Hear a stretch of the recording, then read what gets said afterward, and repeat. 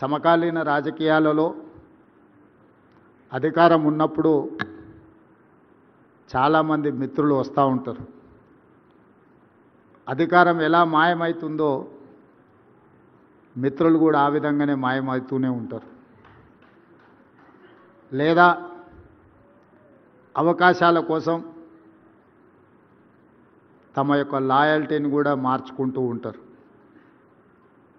కానీ doctor KVP Ramachandra Rao గారు చదువుకునే రోజుల నుంచి డాక్టర్ వైఎస్ రాజశేఖర రెడ్డి గారి అకాల వీరమరణం పొందే వరకు తోడుగా నీడగా వారి ఆలోచనలనే అమలు చేస్తూ ఈరోజు కూడా వారి యొక్క ఆలోచనలు కొనసాగించే విధంగా వారు ఏ రైతాంగం కోసం పరితపించినరో, వారు ఏ రైతాంగం వ్యవసాయాన్ని దండగా కాదు వ్యవసాయాన్ని ఒక పండుగలా జరుపుకోవాలని ఆలోచన చేసినరో ఆ ఆలోచనల కొనసాగింపుగానే ఈనాడు doctor YS Rajasekhara Reddy memorial award 2025 వ్యవసాయ రంగంలో ముఖ్యంగా సేంద్రియ వ్యవసాయంలో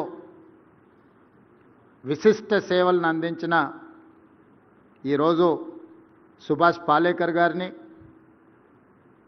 శ్రీమతి సుధా గారిని, నాగేశ్వరరావు గారిని సన్మానించడం ద్వారా రాజశేఖర రెడ్డి గారి యొక్క ఆలోచనను ఆచరణలో కొనసాగించాలని వారు చేస్తున్న ప్రయత్నం ఈరోజు ఈ కార్యక్రమంలో మనందరం కూడా పాల్గొనడం జరిగింది. మిత్రులారా, గతంలో లేదు కానీ నేను ముఖ్యమంత్రిగా బాధ్యతలు చేపట్టిన తర్వాత వారానికి ఒకరో ఇద్దరో కలుస్తూ ఉంటారు. నాకు రాజకీయ అంశాలు ప్రస్తావించిన తర్వాత కాస్త మనం చనువుగా మాట్లాడంగానే నేను నీకు డాక్టర్ కేవీపీ రామచంద్రరావు గారిని అయిపోతానని చెప్తూ ఉంటారు. అంటే అని నేను అడిగితే ఇక నువ్వేం పని చేయాల్సిన పని లేదు, అన్నీ నేనే చూసుకుంటాను అంటే నేను నవ్వి చెప్తా. షర్మిల గారిని వేదిక మీదకి రావాల్సిందిగా నేనే స్వాగతిస్తున్నా. నా కూర్చుందమ్మా, కూర్చోవచ్చు, రండి. అంటే నేను అడిగినప్పుడు ఇక నువ్వేం పని చేయాల్సిన పని లేదు, నేను అన్నీ చూసుకుంటాను. నేను నవ్వి చెప్తా ఉంటాను,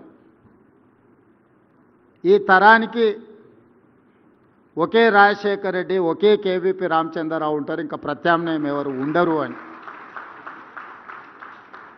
నాకు తెలిసి కేవీపీ రామచంద్రరావు గారు ఊహించినరో ఊహించలేదో నాకు తెలియదు, కానీ చదువుకునే రోజుల్లోనే ఒక మిత్రుడి కోసం తన శక్తినంతా ధారపోయాలని నిర్ణయం తీసుకోవడం అనేది ఒక గొప్ప నిర్ణయం. ఆ రోజు ఎవరికీ తెలియదు రాజశేఖర రెడ్డి గారు ₹1 డాక్టర్గా ఉంటారని, పేదలకు సేవలు అందించాలని రాజారెడ్డి గారు భావించి ఉండవచ్చు. వారితో పాటే చదువుకున్న కేవీపీ రామచంద్రరావు గారు కూడా జీవితంలో ఏదో ఒకటి కావాలనే డాక్టర్గా చేరుంటారు కదా. కానీ వారు రాజశేఖర రెడ్డి ఏదైనా అది నేను అయినట్టుగానే భావించి ఆ రోజు నుంచి మొదటిసారి శాసనసభ్యుడిగా ఎన్నికైన వైఎస్ రాజశేఖర రెడ్డి గారు మొదటిసారి మంత్రిగా కూడా బాధ్యతలు చేపట్టిండ్రు. మొదటిసారి వరించిన అదృష్టం 78లో వారు మొదటిసారి ఎమ్మెల్యేగా మారి మంత్రిగా మారిన తర్వాత 2004 వరకు వారు ఎమ్మెల్యేగా, ఎంపీగా ఏది గెలిచినా రాష్ట్రంలో, కేంద్రంలో కాంగ్రెస్ పార్టీ అధికారంలో ఉన్న వైఎస్ గారికి ఎప్పుడు మంత్రి పదవి వరించలేదు.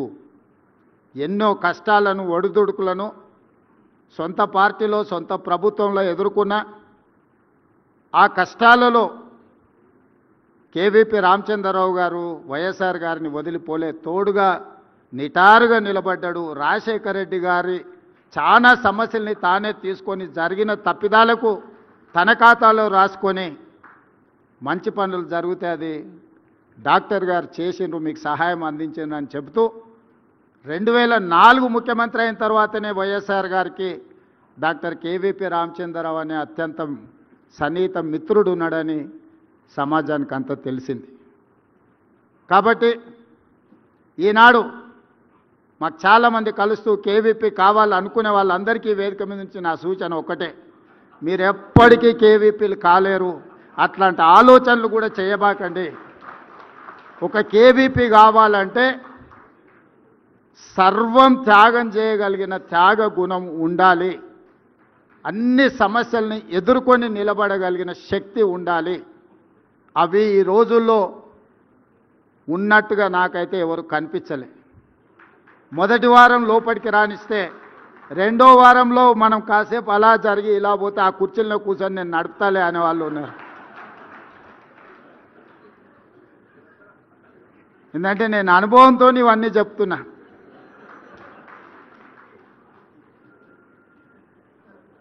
అందుకే ఈరోజు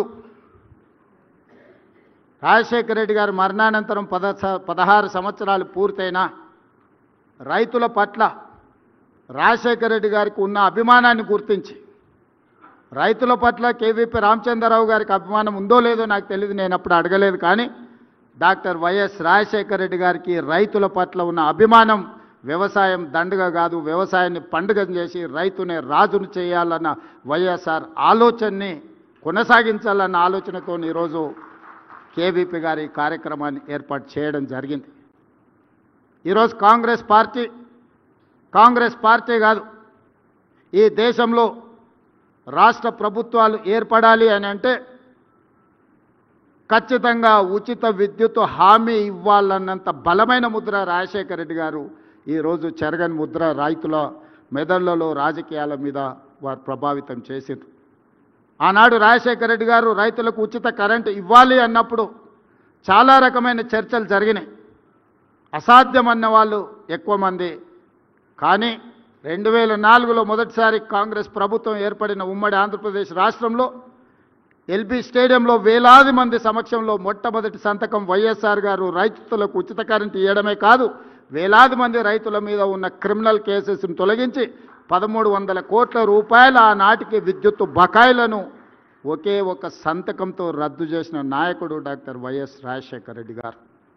అదే కాదు, రైతులకు సంబంధించిన రుణమాఫీ కేంద్ర ప్రభుత్వం శ్రీమతి సోనియా గాంధీ, మన్మోహన్ సింగ్ గారు చేసినప్పుడు కొంతమంది రైతులకు ఆ లబ్ధి జరగకపోతే వారు ఆలోచన చేసి ప్రతి రైతు కుటుంబానికి 5,000 రూపాయలు ఖచ్చితంగా ఇవ్వాలి అని దాదాపుగా 10,000 కోట్ల రూపాయలు మళ్ళీ 2008-9 సంవత్సరంలో వైఎస్ రాజశేఖర రెడ్డి గారు రైతాంగ కుటుంబాలను ఆదుకునే ప్రయత్నం చేసిండ్రు, వారు ఆదుకున్నారు.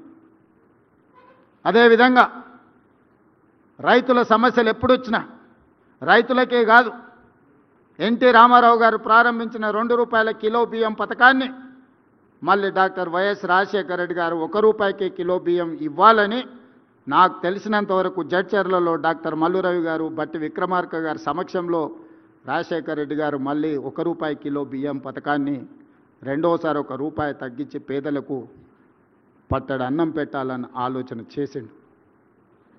అదేవిధంగా ఈరోజు ఏ రాష్ట్రంలో ఎవరైనా రైతులకు ఉచిత కరెంట్ ఇవ్వాలన్న ఆలోచన చేస్తే వైఎస్ఆర్ గారిని గుర్తు చేసుకునేంత బలమైన ముద్రను రాజశేఖర రెడ్డి గారు ఈరోజు అందరి గుండెల్లో రైతుల ఆలోచనలో పదిలంగా చేసుకున్నారు.